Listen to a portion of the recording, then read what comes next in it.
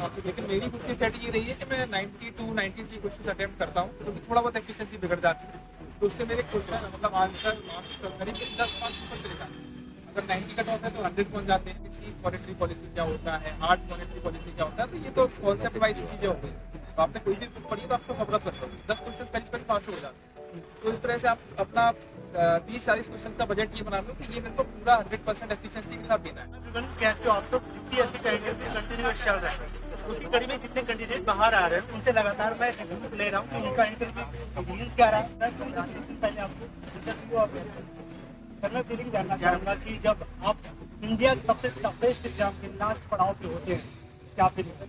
अच्छा फील होता है। इस मोमेंट के लिए हम सब लोग जीते हैं, जो भी एस्पिरेंट्स हैं, कि एक दिन हमको मौका मिलेगा कि हम धौलपुर हाउस जाएंगे और वहाँ पे जो रिस्पेक्टेड स्टूडेंट्स के सामने बैठेंगे। तो जो 25 मिनट होते हैं उसमें जो एस्पिरेंट है वो अपनी एक तरह से जिंदगी जी लेता है, तो एंजॉय करता है उसको। लेकिन थोड़ी बहुत नर्वसनेस भी होती है, तो दोनों को अगर कोई हैंडल कर लेता है तो वो अच्छा क्लियर करता है। आप अपने बारे में बताएं, अपना नाम, एजुकेशन बैकग्राउंड, अटेम्प्ट और ऑप्शन वगैरह। मेरा नाम देव प्रभाकर सिंह तोमर है और मेरा ये अटेम्प्ट 4th है। सेकंड इंटरव्यू है हॉस्पिटल मेरा फिलोसफी और medium of interview English. Current oriented कितना था, स्टैटिक्स ओरिएंटेड कितना था, आपके एथिकल ओरिएंटेड कितना था? तो सबसे ज़्यादा डेफ बेस ही रहता है। तो मेरे डेफ में जैसे इलेक्ट्रिकल इंजीनियरिंग का मेंशन है, मैंने आईआईटी से करी हुई है, तो उससे क्वेश्चन थे कि आईआईटी का जो स्तर है लोगों के दिमाग में ऐसा लगता है कि गिर रहा है, तो क्या वो सच मानते हैं? आईआईटी के स्तर को कैसे अच्छा किया जा सकता है? कोचिंग इंडस्ट्री के बारे में आप क्या कहना चाहेंगे? फिर इलेक्ट्रिकल से कुछ क्वेश्चन थे कि इलेक्ट्रिकल में इंसुलेशन कैसे होता है, क्या होता है? फिलोसफी के बारे में कुछ क्वेश्चन थे, वो भी डेफ से ही था। तो अगर हम ये बोलें कि 80% अपना डेफ बेस था और 20% करंट अफेयर बेस था, तो इसमें कोई गलत बात नहीं होती। और करंट अफेयर्स में भी ज़्यादातर सिचुएशन बेस्ड था कि अगर आप इस सिचुएशन में हैं तो आप इसको कैसे हैंडल करेंगे। आप सिचुएशन यही थी कि ये देखा जा रहा है कि मोस्टली जो ब्यूरोक्रेट्स हैं वो पॉलिटिशियंस की बातों में आ जाते हैं। काफ़ी हद तक ये है कि ब्यूरोक्रेसी का स्तर गिर रहा है, तो आप उसको कैसे बेटर कर सकते हैं, आप कैसे स्ट्रॉन्ग रहेंगे इन सब सिचुएशन। तो वो आपकी एथिक्स और मोरालिटी भी चेक करने का थोड़ा सा प्रयास करते हैं, इंटीग्रिटी को चेक करने का। तो ये सारी चीज़ें आपकी पर्सनालिटी को लेकर किसी कॉम्प्लीमेंट दे दिया कि इतनी शानदार आपकी पर्सनालिटी है। लोग अपनी इस जर्नी में पर्सनालिटी बिगाड़ लेते हैं, अपने मेंटल हेल्थ पे काम नहीं कर सकते, फिजिकल पे काम नहीं करते। आपने इतना अच्छा मेंटेन किया हुआ है। तो उसके लिए यही कहना चाहूँगा कि अगर आप फिजिकल फिटनेस पर ध्यान देते हैं, तो अगर आपने 2 घंटे उस पर देंगे तो आप पढ़ाई को आपको टाइम कम देना पड़ेगा। ऑक्सीजन लेवल्स आपके बढ़ते हैं शरीर में, ब्लड सर्कुलेशन बढ़ता है, तो आप ये मान के चलिए प्रोडक्टिविटी और ज़्यादा बढ़ती है। तो ये कहावत भी है कि आप सुबह सुबह अगर थोड़ा सा एक्सरसाइज या वॉक करके फिर पढ़ाई करने बैठेंगे तो आपकी पढ़ाई और अच्छी है और इससे आपकी मेंटल हेल्थ भी ठीक रहेगी और आपको दबाव महसूस नहीं होगा कि मेरे को 14-15 घंटे पढ़ रहे हैं, क्योंकि आप वही चीज़ 8 घंटे में भी कवर कर पाएंगे। तो फिजिकल फिटनेस से ना कि आपकी पर्सनैलिटी बनेगी, तब आप थोड़ा सा और अच्छा स्टडीज पर भी फोकस कर पाएंगे और अच्छा कर पाएंगे। आप एक अच्छे कैंडिडेट हैं जिनसे मैं ये क्वेश्चन पूछना मुझे भी अच्छा लगेगा। लोग कहते हैं कि इंजीनियर का ज़्यादा सिलेक्शन होता है, ऊपर से आप एक IITian हैं। मैं ये जानना चाहूँगा कि इंजीनियर का माइंड सेट क्या होता है, कैसे वो यूपीएससी जैसे एग्जाम में जो मेंस में हाई स्कोर करते हैं, क्योंकि क्या डायमेंशन होते हैं आंसर के। तो ये बात सच है। एक रिपोर्ट भी आई थी कि 63% करीब इंजीनियर्स इस एग्जाम को क्वालिफाई कर पा रहे हैं। उसके पीछे रीजन ये है कि इंजीनियर्स लोग जो होते हैं वो कहीं ना कहीं बचपन से एग्जाम देने के आदी हो जाते हैं। उन्होंने कभी ना कभी जेईई मेंस भी दिया होता है, जेईई एडवांस भी दिया होता है, तो उनको कॉम्पिटिशन से डर नहीं लगता है। तो उनको पता है कि अच्छा ये कॉम्पिटिशन है, 10-15 लाख लोग बैठेंगे तो क्या होगा, मैं इसको ले सकता हूँ, मैं अच्छी रैंक भी ला सकता हूँ। दूसरा, इंजीनियर्स के अंदर रैशनैलिटी जो होती है दिमाग में भर भर के डाली जाती है कि आपको रैशनल होना है। अगर आप रैशनल हो गए तो आप प्रीलिम्स अच्छे से कर पाओगे, आपका इंट्यूशन स्ट्रॉन्ग हो जाता है। फिर आपको ये पता रहता है कि वो गैस वर्क कैसे करना है। उसको तुक्का लोग आजकल बोलते हैं, वो एकदम तुक्का नहीं होता, उसमें गैस वर्क इंटेलिजेंट होता है। तो वो इंजीनियर्स के अंदर एक क्वालिटी होती है कि गैस कैसे करें कि वो गैस एकदम फिट बैठ जाए, तो वो आपको वहाँ पे हेल्प करता है। फिर जब आप ऐसे लिखोगे तो ऐसे में भी आपकी इंजीनियरिंग हेल्प करती है कि आप स्ट्रक्चर कैसे करेंगे, कैसे एक दूसरे को चीज़ों को जोड़ पाएंगे। तो ह्यूमैनिटीज की चीज़ों में भी इंजीनियरिंग बैकग्राउंड का कहीं ना कहीं ऐसा तो आता है, अच्छा सा। आपने कोचिंग दी? मैंने कोई कोचिंग नहीं ली, सेल्फ स्टडी है, सिर्फ मॉक इंटरव्यूज के लिए कोचिंग लिया। ओके, जब आपको ये पता हो कि आप इंडिया के सबसे टफेस्ट एग्जाम में बैठने वाले हैं और वहीं ये भी पता होता है कि आपके फैकल्टी भी उसमें बैठ रही है, आपके टीचर भी उसमें अपियर हो रहे हैं, फिर कभी ऐसा कभी नहीं होता है कि डिमोटिवेशन, क्या रहते लोग भी बैठे हैं, मैं कहाँ एक चीज करूंगा, कभी ऐसा डिमोटिवेशन? अब पहली बात तो ये है कि इसमें एक तो आप जब बैठोगे तो आपसे सीनियर लोग बहुत बैठे होंगे जो अटेम्प्ट में सीनियर होंगे। बिल्कुल। IPS भी हो सकते हैं, वो IRS ऑलरेडी बन चुके होंगे, तो पूरा एक्सपीरियंस है निकालने का। लेकिन फिर वही खेल है कि अगर आप डर जाओगे तो आप कर नहीं पाओगे, और जो डर के आगे निकल जाता है वही जीत पाता है। तो आपको ये सब सोचना ही नहीं है, आपको ये सोचना है कि एक सीट मेरी होनी चाहिए, ये सीट मेरी पक्की है। तो मेरा गेम यू वर्सेस यू का है, बी वर्सेस बी का है। तो मुझे अपने आप को सुधारना है और उस एक सीट के लिए अपने आप को राजी करना है, कैसे तैयार करना है। तो अगर आप ये मेंटेलिटी के साथ दोगे तो कोई दिक्कत नहीं आएगी। ओके, अब जो आप देखने आए हैं स्ट्रेटजी पे बात करते हैं, सर चलिए डिटेल प्री का और मेंस का। उससे पहले अगर वीडियो पसंद आ रही हो तो लाइक करते चले, कोई क्वेश्चन छूट रहा है मुझसे वो भी कमेंट करें ताकि मैं अगले किसी कैंडिडेट से वो पूछता चलूँ। सर प्री के ऊपर आते हैं, जो इस समय की सबसे टफेस्ट वही माना जा रहा है कि प्री में ही लोग छट जा रहे हैं मेजोरिटी। प्री के मैं डायमेंशन पूछूंगी, कुछ कोर सब्जेक्ट, कुछ चैप्टर, कुछ ऐसे हैं क्या जो आपको लगता है कि वहाँ से बार बार रिपीटेशन होती है? तो एक तो ये कि इंडियन पॉलिटी एक ऐसा सब्जेक्ट है जिससे रिपीटेशन भी होती है और अच्छा स्कोरिंग भी है। तो अगर आप लक्ष्मीकांत को पूरा कवर अप कर लेते हैं, खासकर थोड़ा बहुत और एडिशन हो जाए तो सुप्रीम कोर्ट केसेस को अच्छे से पढ़ लेते हैं, केसेस से काफी सारी चीजें रिपीट हो जाती हैं, जुडिशरी का मामला हो गया, तो इन सब चीजों को कवर अप कर लेते हैं तो आप करीब करीब 15 से 16 क्वेश्चन को आप अच्छे से हैंडल कर पाओगे। कभी कभी 20 हो जाते हैं, अलग अलग साल अलग अलग डिपेंड करता है। एक तो ये आपका सब्जेक्ट हो गया, ज्योग्राफी ऐसा सब्जेक्ट है जिसके 5 से क्वेश्चन करीब करीब फिक्स रहते हैं।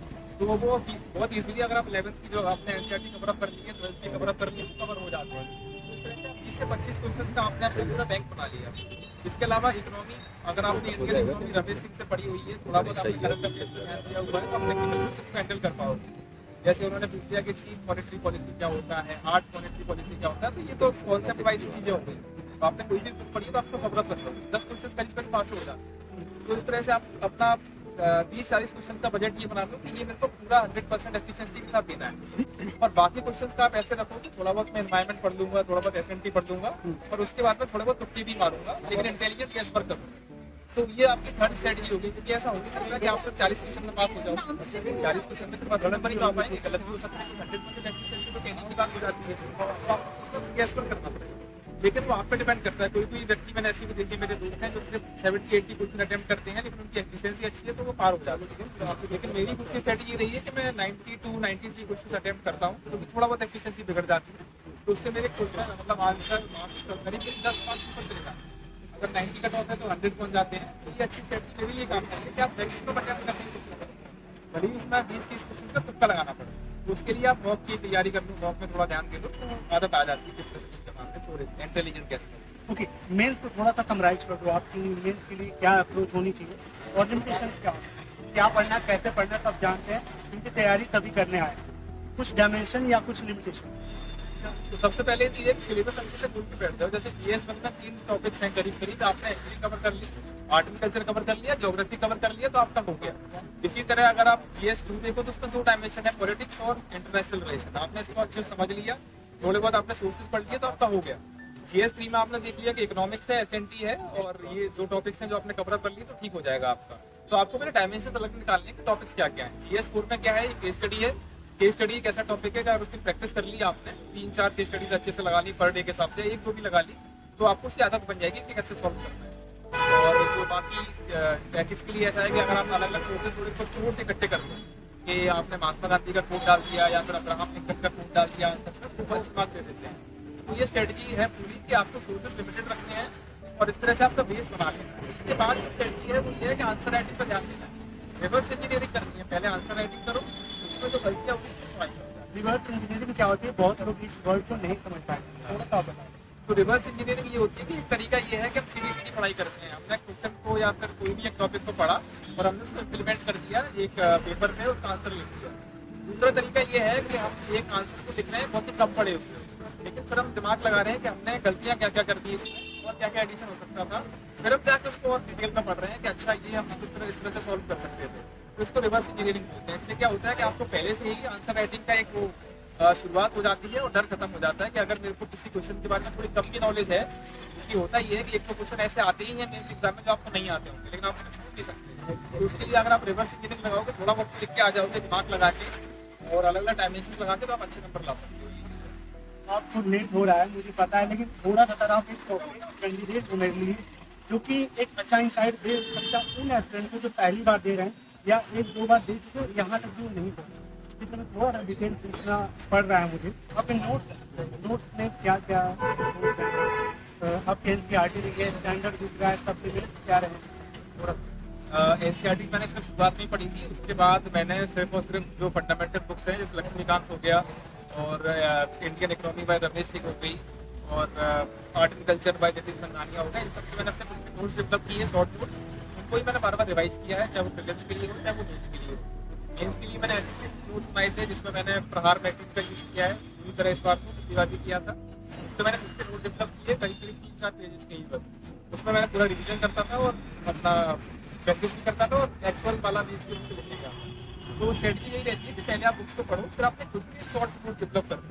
जिससे होगा ये कि आप जब रिवाइज करने बैठोगे तो इतना बड़ा भार नहीं होगा कि आपको पूरी बुक रिवाइज करनी है। शॉर्ट नोट्स होंगे इजीली रिवाइज होगा। ओके, लास्ट क्वेश्चन, जो आपकी साइंस टेक होती है और इन्वायरमेंट इकोलॉजी होती है, IR होता है, ये स्टैटिक की तरफ लोग ज़्यादा नहीं चाहते कि स्टैटिक के लिए बुक नहीं प्रेफर करते हैं, ज़्यादातर मंथली मैगजीन, करंट अफेयर से ही स्टैटिक। आपके ये तीनों का क्या है? मेरी ये राय है कि एनवायरमेंट के लिए थोड़ा सा आपको अगर बेसिक कवर कर लोगे, सेंट्रलाइज की बुक आती है जिसके अंदर स्टैटिक क्वेश्चन रहता है, तो अगर उसको कवर कर लोगे तो बहुत ईजी हो जाता है। करंट अफेयर्स को भी कवर करने के लिए आपको पूरा पता होगा कि IPCC में क्या चल रहा है, UNFCCC में कितनी मीटिंग्स हो गई, उनमें क्या क्या हुआ था। तो अगर आप फिर करंट अफेयर्स करोगे तो आपको अंदाजा रहेगा कि ओके ये मीटिंग इस तरह चली आ रही है, WTO की मीटिंग यहाँ पे ऐसी थी, इस तरह चली आ रही है। तो थोड़ा सा अगर बेसिक आइडिया लग जाएगा तो अच्छा रहता है स्टैटिक क्वेश्चन। चलिए sir, wish all the best. मैं उम्मीद करूंगा ये आपका अटेम्प्ट लास्ट हो और आपका लिस्ट में इस बार नाम आए और अगली बार जब इंटरव्यू हो प्रॉपर लिस्ट में रहे।